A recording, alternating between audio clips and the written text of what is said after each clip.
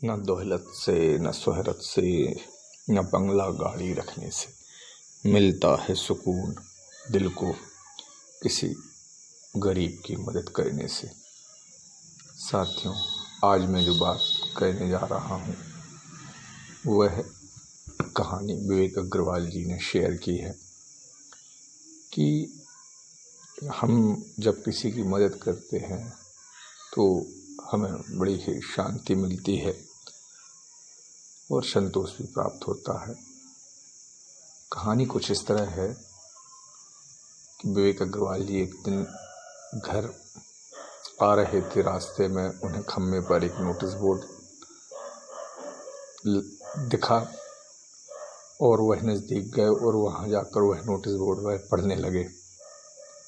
Notice में लिखा था, मेरे 50 रुपये सड़क पर गिर गए हैं।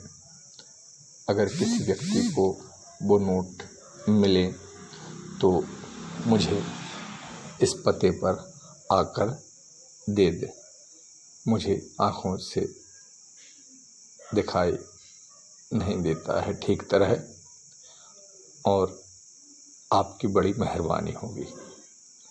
इस बात को पढ़कर विवेक अग्रवाल जी ने सोचा कि दुनिया में ऐसे भी लोग हैं जिनके लिए 50 रुपये महत्वपूर्ण होते हैं। और उसके बाद नोटिस बोर्ड पर जो पता लिखा हुआ था उसको खोजते हुए वह उस पते पर पहुंचते हैं तो वहाँ पर एक झोपड़ी है और उसके बाहर एक बुढ़िया उन्हें बैठी नजर आती है। जैसे ही वो घर के नज़दीक पहुंचते हैं और बुढ़िया थी जो वो उनसे पूछती हैं, कौन हैं आप? तो उन्होंने कहा कि मैं आपको ये 50 रुपये देने आया हूँ जो आपकी सड़क पर गिर गए थे। तो वो बूढ़ी माँ सुनकर रोने लगती है और कहती हैं कि बेटा, पहले भी कुछ लोग आ चुके हैं और मुझे 50 रुपये देकर बोलते हैं कि ये आपके सड़क पर गिरे हुए 50 रुपये हैं, पर मैंने इस तरह की कोई जानकारी ना ही खम्भे पर लगाई है, ना ही मैंने नोटिस बोर्ड चिपकाया है। मुझे ठीक से दिखता नहीं और पढ़ना लिखना भी नहीं आता। तो इस पर अग्रवाल जी कहते हैं, कोई बात नहीं अम्मा, आप यह रुपया रख लीजिए। फिर दादी ने उनसे कहा कि वो जब यहाँ से वापस जाएं तो वो नोटिस वहाँ से हटा दें, अलग कर दें। वहाँ से लौटते समय उनके मन में कई विचार चल रहे थे कि कैसे किसने वो नोटिस बोर्ड लगाया होगा।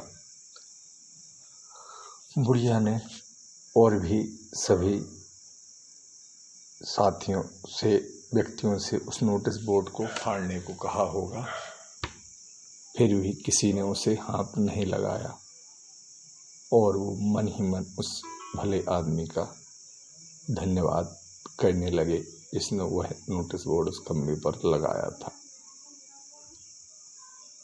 उस बात को देखने के बाद उनके मन में मदद की भावना के लिए विचार पक्का हुआ कि वो व्यक्ति उस वृद्ध माँ की मदद करना चाहता होगा। साथियों, इस कहानी में आपने देखा कि किस तरह से बहुत से लोगों ने वह 50-50 रुपये अम्मा के लिए दिए। तो मदद करके उन सभी को उस कार्य को करने में आनंद प्राप्त हुआ और उन्होंने उस नोटिस बोर्ड को नहीं फाड़ा और ना ही अलग किया।